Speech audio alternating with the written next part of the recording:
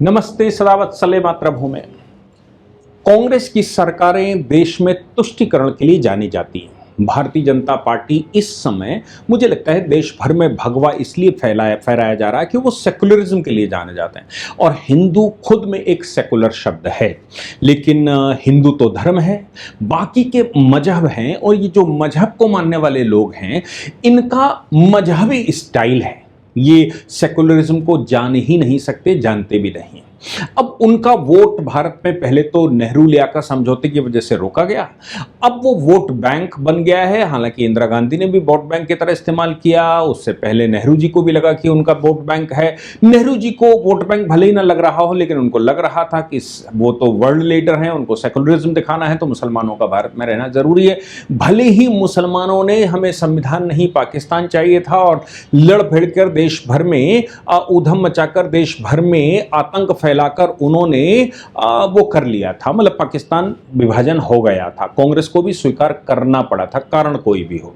लेकिन आज की तारीख में कांग्रेस देश से साफ क्यों हो रही है, फिर भी उनको समझ नहीं आ रहा है कि आखिर उनको करना क्या है। उनको पॉलिटिक्स में क्या पुनर्मंथन की आवश्यकता है, क्या देखने की आवश्यकता है, ये सवाल। जो कोई भी अति रखेगा, देखिए एक बात समझ लीजिए, जो अति रखेगा उसकी अति तो समाप्त होनी है। चाहे वो स्टालिन रखेंगे तो स्टालिन की समाप्त होगी, वो ममता बनर्जी रखेंगी इस्लाम के नाम से तो उनकी समाप्त होगी, स्टालिन ईसाइयत के नाम से करेंगे तो उनकी समाप्त होगी, या फिर केरला में कम्युनिज्म के नाम से होगा तो उनका भी समाप्त होगा।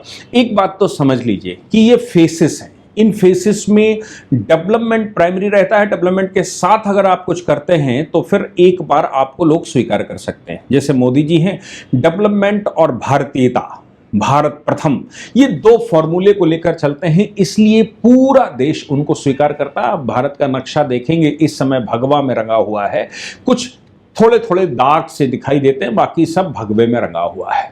लेकिन अभी भी कांग्रेस, जिससे पूरा कांग्रेस से रंगा हुआ होता था, आज कांग्रेस हाशिए पर है। कुछ राज्यों में तो खाता भी नहीं खोल पाती है, कुछ राज्यों में भागी दौड़ी घूम रही है, और बहुत जहां सरकारें बन गई हैं वहां चूंकि नेतृत्व कमजोर है तो वहां सरकार नहीं बन रही है। मतलब जीत भी गए हैं लेकिन मुख्यमंत्री नहीं वो तय कर पा रहे हैं, मुख्यमंत्री का विचार नहीं कर पा रहे हैं। और ये भी है कि कांग्रेस टूट भी सकती है, उसमें भी भगवा फहराया जा सकता है, या भगवा वहां लग जाए, कांग्रेस ही टूट जाए और वो भगवा में विलय हो जाए, बहुत कुछ हो सकता है। लेकिन कांग्रेस मान नहीं रही है। आप सोचिए कि अगर हाई कोर्ट जजमेंट कर दे और ये कहे कि हिजाब, किसी भी तरह से हिजाब को बैन करना स्कूलों में किसी तरह से भी नाजायज नहीं है। सुप्रीम कोर्ट चला आया, सुप्रीम कोर्ट में 2 जजेस की स्प्लिट वर्डिक्ट आ गई और 9 जजेस की बेंच सिर्फ इस बात पर चर्चा कर रही है कि what are the essential religious practice, यानी कि संविधान के तहत कितनी रिलीजियस प्रैक्टिस की अनुमति दी जा सकती है। तो फिर क्या भारत में परिवेश रिलीजन के आधार पर चलेगा? देखिए, ये तो मान लीजिए कि धर्म के आधार पर तो आप कुछ भी पहनिए, नंगे भी घूमते हैं लंगोट बांधकर, तो भी चलता है। लेकिन रिलीजियस जो पहचान बनाने की कोशिश की जाती है, उसकी वजह से अलगाववाद पैदा होता है। जब मिजोरम कहता है कि हम ईसाई राज्य हैं तो अलगाववाद पैदा होना स्वाभाविक है। जब जम्मू और कश्मीर कहता है हमारे यहाँ केवल जमहूरियत है, हम भारतीयता को नहीं मानते, हम केवल जमहूरियत, या जमहूरियत कह रहे हैं कश्मीरियत को मानते हैं, हमारी इस्लामिक पहचान है, तो ये होना स्वाभाविक है। ये होना से मतलब है कि अलगाववाद आना स्वाभाविक। जब ममता बनर्जी कहें कि नहीं मेरे यहाँ तो एक डिफरेंट मॉडल है, तो वहाँ पर बदलाव स्वाभाविक है। कांग्रेस विहीन भारत बनता जा रहा है, लेकिन वो मान नहीं रहे। अब उसकी चर्चा करें, इसका पूरा लीगल एनालिसिस हम करेंगे। विश्व में कौन कौन से देशों में इस तरह का चल रहा है और कौन से देश ऐसे हैं, या फिर कौन से देश ऐसे हैं जो इनको नहीं मानते, और भारत में पोजीशन क्या है। मैं समझता हूं कि आपको ये विषय पहले से मालूम है, क्योंकि 2 साल पहले खूब चला था, लेकिन मैं आपको विश्वास दिलाता हूं कि ये एनालिसिस सुनने के बाद आपको लगेगा कि अब इस विषय में आप कंप्लीट हुए हैं। अब इस विषय में आपके पास डेटा है जो कि आप बात कर सकते हैं, पॉलिटिकल डिबेट्स कर सकते हैं, या फिर इस लीगल कंट्रोवर्सी का ऐसे लिख सकते हैं, या फिर इसके लीगल बैकग्राउंड कॉन्स्टिट्यूशनल क्वेश्चंस पर आप जवाब दे सकते हैं, या फिर इसके बाकी के लीगल एस्पेक्ट पर आप जवाब दे सकते हैं। यूपीएससी, पीएससी या पीसीजे, एचजेएस के जो इंटरव्यू होते हैं, उन इंटरव्यूज में अगर इस तरह का सवाल आता है तो आप उसके जवाब दे सकते हैं। जो लोग डिबेट करते हैं उनको, और जो लोग समाज में रहते हैं उनको, जिनको इन लोगों से वास्ता पड़ता है, वो सब इस वीडियो के बाद, इस लेक्चर के बाद वो अपडेट हो जाएंगे, और मैं समझता हूं कि फिर आप भविष्य में भी इस विषय पर चर्चा करने के लिए तैयार होंगे। हुआ क्या 2022 में, ये मामला 2022 कर्नाटक का था। कर्नाटक में भारतीय जनता पार्टी की बसवराज की अध्यक्षता में सरकार थी। बसवराज मुख्यमंत्री हुआ करते थे। बसवराज मुंबई के अध्यक्षता में सरकार के टाइम पर कुछ स्कूलों ने अपनी तरफ से इनिशिएट किया, और उन्होंने कहा कि भाई देखो, ये जो आप हिजाब विजाब पहन कर आते हैं, इसको स्कूल के अंदर से बाहर रखिए। स्कूल में स्कूल का कोड है, वो स्कूल का कोड पहन कर आइए, स्कूल की यूनिफॉर्म पहन कर आइए। वहां लड़कियों ने इस बात का विरोध कर दिया, और विरोध करते समय उन्होंने कहा कि भाई हम तो नहीं मानते ये, क्योंकि हमारा रिलीजियस प्रैक्टिस है और ये हम करके चलेंगे। जब ऐसा हो गया, कई स्कूलों में, फिर दूसरे स्कूलों ने भी फॉलो करना शुरू कर दिया। इस बात को लेकर हंगामा होने शुरू हो गया। हंगामा होने के बाद डायरेक्टरेट ऑफ एजुकेशन कर्नाटक ने एक 2022 में सर्कुलर जारी कर दिया, और उस सर्कुलर में उन्होंने कहा कि विद्यालय अपनी यूनिफॉर्म तय करने के लिए स्वतंत्र है, और विद्यालय जो यूनिफॉर्म बनाते हैं, विद्यालय के नियम, विद्यालय नॉन सेकुलर स्थान होता है, वो सेकुलर स्थान होता है, इसलिए एजुकेशन पर्पस के लिए अगर उनको लगता है तो वो इन नियमों को लागू कर सकते हैं और स्ट्रिक्टली फॉलो करवा सकते हैं। ऐसा कोई सरकार का नियम नहीं है जिसमें सरकार ये कहे कि सरकार को ये पहनकर जाना चाहिए और वैसा होना चाहिए। अब ये सर्कुलर आ गया तो स्कूलों ने और सख्ती बरतनी शुरू कर दी। परिणाम निकला कि कर्नाटक हाई कोर्ट में मामला गया। कर्नाटक हाई कोर्ट ने बड़ा अच्छी वर्डिक्ट दी। उन्होंने कहा स्कूल पढ़ने के लिए है, रिलीजियस प्रैक्टिस के लिए नहीं। जिसको रिलीजियस प्रैक्टिस करनी है वो मस्जिदों में जाकर करे, जिसको रिलीजियस प्रैक्टिस करनी है वो जाए और दूसरी जगहों पर करे, या फिर वो मस्जिदों में करे। भाई स्कूल में रिलीजियस प्रैक्टिस की क्या आवश्यकता है? स्कूल में चूंकि रिलीजियस प्रैक्टिस की आवश्यकता नहीं है, इसलिए स्कूल सेकुलर बने रहे, वहां कोई भी रिलीजियस चिन्ह नहीं दिखना चाहिए। बच्चों की पहचान यूनिफॉर्मिटी से होनी चाहिए। हाईकोर्ट ने कहा कि भाई यूनिफॉर्म बनाई इसलिए जाती है कि बच्चों में भेदभाव ना हो सके, बच्चे में कोई फर्क ना हो सके, टीचर भी उनके रिलीजन देखकर कोई बात ना कर सके। ये बात सामने आ गई। अब इस बात मतलब हाई कोर्ट ने ऑर्डर कर दिया, वो ऑनरेबल सुप्रीम कोर्ट में चैलेंज हुआ। सुप्रीम कोर्ट के 2 जजेस की बेंच बैठी, ऑनरेबल जस्टिस धूलिया और ऑनरेबल जस्टिस हेमंत, इन 2 जजेस की अदालत में ये मामला पड़ा। दोनों ने स्प्लिट वर्डिक्ट दी। एक ने कहा कि भाई सेकुलर भारत है, आर्टिकल 25 इतना प्रिवेल नहीं करता कि वो राइट टू एजुकेशन, वो जो है वो एजुकेशनल इंस्टीट्यूशंस के ऊपर प्रिवेल कर जाएगा। भारत में यूनिफॉर्मिटी है, भारत में सेकुलरिज्म है, और स्कूल जो है वो सेकुलर स्थान होते हैं।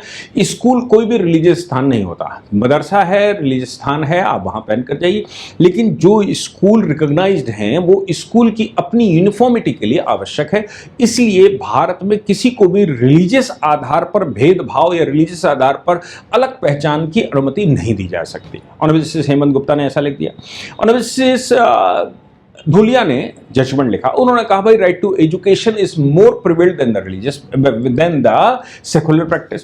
लड़कियों को चूंकि कर्नाटक के अंदर रोक दिया गया है, उनके पेरेंट्स उनको एजुकेट नहीं होने दे रहे हैं, मुस्लिम बच्चों में एजुकेशन की बड़ी आवश्यकता है, इसलिए राइट टू एजुकेशन के तहत आर्टिकल 19(1)(a) में कहा उन्होंने कि स्पीच एंड एक्सप्रेशन में उन्होंने कहा कि कपड़े शपड़े पहनने का भी अधिकार है। Right to life and personal liberty article 21 भी यहां पर आता है। राइट टू पर्सनल लिबर्टी में वो अपने स्टाइल से रहने की अनुमति दी जाती है। तो कोई अगर रिलीजियस प्रैक्टिस रोकने की वजह से बच्चों की अगर एजुकेशन खत्म होती है, बच्चों को एजुकेशन से रोका जाता है, तो फिर ये प्रैक्टिस ठीक नहीं है और ये अवैधानिक है। इसलिए हम अब उन्होंने इसलिए कहा कि नहीं, अब जो है वो आ जाता है इसमें, मतलब आ जाता है। अब बात आती है कि ये पूरा का पूरा मामला जब सुप्रीम कोर्ट में आ गया तो स्प्लिट वर्डिक्ट आ गई। स्प्लिट वर्डिक्ट का मतलब था कि कोई रूलिंग नहीं बनी, हाई कोर्ट का ऑर्डर ही सर्वमान्य है। हाई कोर्ट का ऑर्डर सर्वमान्य है, सुप्रीम कोर्ट ने कोई रूलिंग नहीं दी, तब तक उधर 9 जजेस की बेंच बन गई। 9 जजेस की बेंच ने एसेंशियल रिलीजियस प्रैक्टिस पर सुनवाई शुरू कर दी। वो सुनवाई लगातार चल रही है। इस्लाम क्या कर सकता है, हिंदुज्म में क्या कर सकता है, मंदिरों में कैसे चलेगा, हिजाब का मामला, लाउड स्पीकर मामला, नमाज का मामला, बहुत सारे मामले सामने हैं कि भाई एसेंशियल रिलीजियस प्रैक्टिस कौन कौन सी हैं, उनको छोड़कर बाकी पर रेगुलेट करने का अधिकार है। आर्टिकल 25, आर्टिकल 26 उसमें बाधा नहीं हो सकता। इस बात को लेकर वहां चर्चा चल रही है कि कौन सवाल उठा सकता है, कौन नहीं उठा सकता। अब यह मामला आगे जब बढ़ता है तो फिर एक नया इशू 2025 में सामने आता है। वो इशू ये आता है कि कर्नाटक में ही कुछ स्कूलों में बच्चों के जनेऊ निकाल दिए गए। जो ब्राह्मण या जो हिंदू समाज जनेऊ पहनता है उनके जनेऊ काट दिए गए। बोले आप रिलीजियस, जबकि जनेऊ तो पूरे शरीर के अंदर होता है, जनेऊ बाहर से दिखता भी नहीं। तो ये कहा गया कि नहीं, जब सेकुलर रिलीजियस प्रैक्टिस करनी है तो जनेऊ काट कर फेंक दीजिए। उनके जबरन जनेऊ काट दिए गए। दूसरा, उनके हाथ में जो कलावा था उस कलावे को जबरन काट दिए गए, जबकि कलावा भी कफ के अंदर होता है। मेरे पास भी कलावा है, कफ के अंदर है, मेरे पास भी जनेऊ है, लेकिन वो अंदर है। तो जनेऊ और कलावा उन्होंने कहा ये रिलीजियस प्रैक्टिस है, इसलिए इनको काट देना चाहिए। फिर ये कहा गया कि नहीं, आप जो टीका लगाकर आए हैं, ये टीका लगाकर भी या बंधन लगाकर या मत्थे पर जो चिन्ह है वो हिंदुज्म का चिन्ह है वो लगाकर नहीं आ सकते, क्योंकि कर्नाटक हाईकोर्ट का यह है। हिंदू महासभा या हिंदू संगठन हाईकोर्ट चला गया।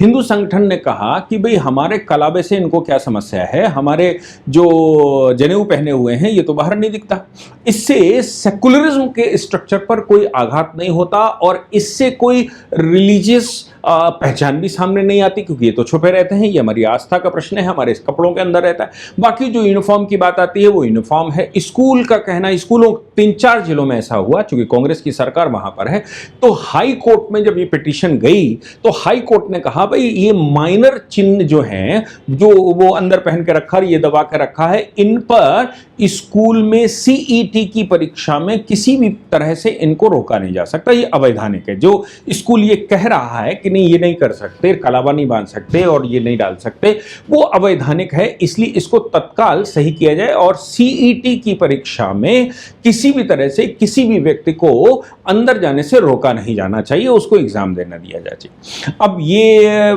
जो रूलिंग आई थी, ये रूलिंग हिजाब के लिए नहीं आई थी, ये प्रखर इस्लामिक प्रदर्शन के लिए नहीं आई थी। ये वो माइनर चीजें थी जो व्यक्ति अपने अंदर रहता है। जैसे महिलाओं के लिए उन्होंने कहा बिछिया नहीं पहनकर जाएंगे, महिलाओं के लिए कहा तोड़िया नहीं पहनकर जाएंगे, महिलाओं के लिए कहा कि गले में ये मंगलसूत्र का निशान पहनकर स्कूल में नहीं जाएंगे। ये एसेंशियल रिलीजियस प्रैक्टिसेस हैं। ये सिंदूर लगाकर शादीशुदा महिलाएं स्कूल में नहीं घुस सकती। ये चीजें जो कि एसेंशियल प्रैक्टिस है और जिनसे किसी के रिलीजियस भावनाओं को ठेस नहीं पहुंचती और स्कूल के स्ट्रक्चर पर भी कोई फर्क नहीं पड़ता, लेकिन हिजाब से तो पड़ता है, बुर्के से तो पड़ता है, वो पूरी यूनिफॉर्म को टेढ़ा मेढ़ा कर देता है।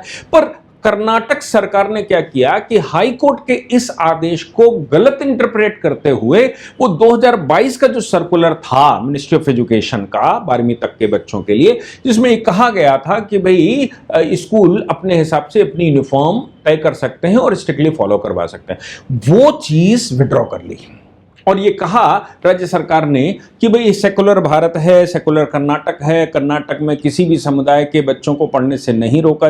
वही चीजें जो ऑनरेबल जस्टिस सुधांशु धूलिया ने अपने जजमेंट में लिखी थी। अब ये जब वापस आ गया है तो फिर से वही चैलेंज है, जबकि 9 जजेस की बेंच अभी सुनवाई कर रही है। ये सब कुछ इसलिए है क्योंकि कर्नाटक के अंदर कांग्रेस की सरकार है और कांग्रेस की सरकार का मतलब है कि उनको भारत की मेजोरिटी से कोई मतलब नहीं, मेजोरिटी को दबाकर रखना, माइनॉरिटी का सर पर बिठाना। हो सकता है उनके दिमाग में ये बात आ गई हो कि भविष्य में आज के 50 साल बाद अगर ऐसे ही आबादी मुसलमानों की बढ़ती रही भारत में तो फिर उनकी सरकार बनना स्वाभाविक है, इसलिए अभी से ये जाल बिछाना शुरू कर दो ताकि भविष्य में उनकी सरकार बनती रहे। और अभी अगर हिंदू मेजोरिटी में है, भाजपा की सरकारें बन रही हैं, हिंदू बच्चे पैदा कर नहीं रहे हैं, और इसलिए हिंदू तो सारे मुसलमान ही हो जाएंगे। जो बचेंगे, चाहे वो कलेक्टर बनकर रहता हो, चाहे वो किसी भी पोस्ट पर हो, या फिर वो इंस्पेक्टर हो, चाहे कलेक्टर हो, उन सबको इस्लाम स्वीकार करना पड़ेगा, क्योंकि इस्लाम तो मेजोरिटी के आधार पर चलता है। पाकिस्तान के अंदर भी अगर कोई हिंदू बड़ी पोस्ट पर आ जाता है तो भी उसको इस्लामिक स्ट्रक्चर स्वीकार करना ही पड़ता है, क्योंकि उनका सीधा फॉर्मूला है कि सारे संसार को हमें दारुल इस्लाम में कन्वर्ट करना है। संसार में कोई भी देश ऐसा नहीं होना चाहिए जो कि कोई और रिलीजन फॉलो करता हो इस्लाम को छोड़कर। ये उनका बिलीफ है। तो कांग्रेस के लोग भले ही जो हिंदू हैं अभी, या जो फिर नॉन मुस्लिम हैं, भले ही राहुल गांधी का तो खैर कोई रिलीजन पता ही नहीं लगता कि वो हिंदू हैं कि मुसलमान हैं कि पारसी हैं कि ईसाई हैं, कुछ पता नहीं है। अब वो जने वो ऊपर से पहनकर अपना दिखाते होते हैं, वो अलग बात है। लेकिन सही बात तो ये है कि जब मुसलमान अपनी मेजोरिटी में आ जाएगा तो फिर वो किसी को नहीं छोड़ता। तो ये ट्रांजिशन पीरियड 10-15 साल के लिए सरकार के लिए बनाने के लिए अगर वो सोच रहे हो, उसके बाद उनका खात्मा ही होना है। तो उनको हो सकता है कि वो अभी से ये सोचने लगे हों कि भाई मुसलमान जब आ जाएगा तो हम भी इस्लाम स्वीकार कर लेंगे और तब हमारी सरकारें बनेगी, हम सबसे पुरानी पार्टी के रूप में होंगे और हम इस बात के लिए जाने जाएंगे कि हमने तुम्हारा संरक्षण किया, हमने ही तुमको बचा कर रखा। लेकिन ये समझ लीजिए कि संसार में बहुत सारे मुस्लिम देश हैं। आप अगर रशिया से जुड़े हुए सारे मुस्लिम देश जहां से ये आक्रांता आते रहे हैं, चाहे कजाकिस्तान, किर्गिस्तान, उज्बेकिस्तान, किसी की भी बात करें, वहां बुर्का बैन है। वहां स्कूलों में, संस्थाओं में हिजाब पहनकर नहीं जाया जा सकता।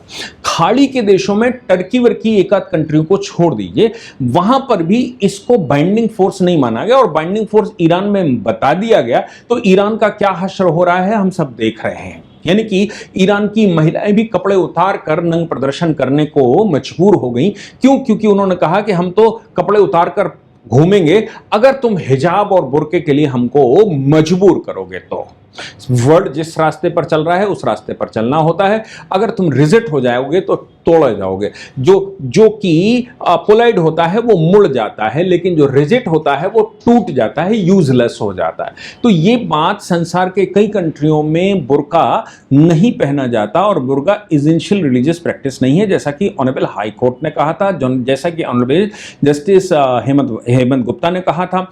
लेकिन भारत में चूंकि एक विशेष प्रकार का बढ़ावा दिया जाता है, इसलिए ये सब कुछ चल रहा है, जिसको मुझे लगता है कि हमारे पूरे देश को समझने की आवश्यकता है।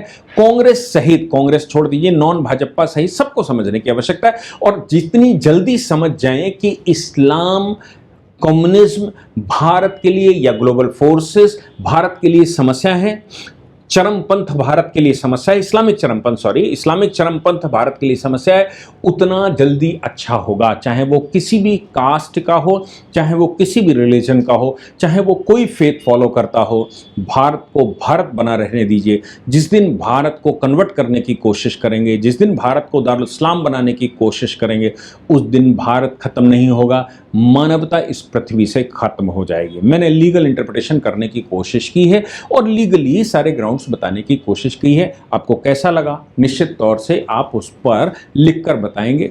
और अगर आपको हमारे इसी जैसे ये वाला मैंने लेक्चर, इसको ही एआई से पूरी स्क्रिप्ट लिखकर इसको एआई से इंग्लिश में कन्वर्ट करके और एक दक्षिण भारतीय भाषा में, तमिल में हमने शुरू किया है, तो उसमें हमारे चैनल्स हैं साथ में, वो हम शेयर करते हैं। आप उनको शेयर कर सकते हैं ताकि वो एआई वीडियो, कंटेंट यही है, कहने का तरीका केवल उसका अपना होगा। वो आप विदेशों में जो लोग रहते हैं भारतीय, उनको शेयर कर सकते हैं और भारत में दक्षिण भारतीय भाषाओं में शेयर कर सकते हैं। एआई का इस्तेमाल अभी हमने एक्सपेरिमेंट पर चलाया है, आगे हो सकता है कि हम उसको दूसरी भारत की भाषाओं में भी कुछ एआई वीडियोस इसी कंटेंट के बनाकर दे सकें। आप उसको अप्रिशिएट करिए, आप उसको फॉरवर्ड करिए, आप नीचे से उसको फॉलो करिए। और आपको अगर पढ़ना है, आप हमारी ऑर्गेनाइजेशन को मदद करना चाहते हैं, किसी स्टूडेंट को पढ़ाना चाहते हैं जो गरीब आदमी हो, उसको आप हमारे ऐप के माध्यम से पढ़ा सकते हैं। हमारी जो रिसर्च टीम है, उस रिसर्च टीम को बड़ा अच्छा लगता है जब आप उसको शेयर करते हैं, जब आप उसको लाइक करते हैं और जब आप कमेंट लिखते हैं और जब आप ऐप डाउनलोड करके किसी बच्चे को पढ़ाते हैं अपने, तो उनको बड़ा अच्छा लगता है। ऑर्गेनाइजेशन भी फलती फूलती है। जय हिंद, जय भारत, वंदे मातरम।